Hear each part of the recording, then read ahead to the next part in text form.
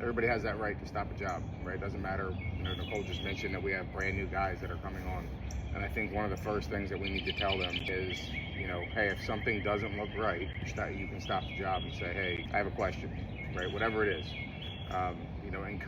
Encourage that for these new employees that are coming on.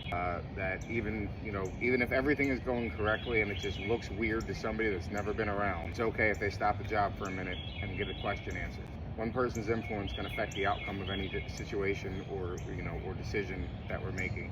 So if everybody's quote unquote on the same page and driving off a cliff, everybody's going off the cliff, right? And we have this catastrophic incident. But if one person in the vehicle looks up and says like, "Hey, we're heading towards the cliff," and they're like, "Oh shit, we're heading towards the cliff," right? And now we slow down and stop, and we change directions. Like, we just saved the problem. And obviously we mentioned it before, but if you look at incidents, how many sets of eyes watch an incident happen, and nobody says anything, right? Because we get tunnel vision, then we get complacent. So just a reminder, and like I said, with that new crew starting up.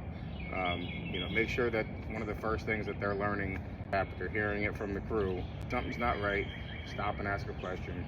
Don't be embarrassed. Let somebody teach you. And if it takes 30 seconds longer because you stopped the job in the middle of doing something right, who cares, right? Again, they're learning something.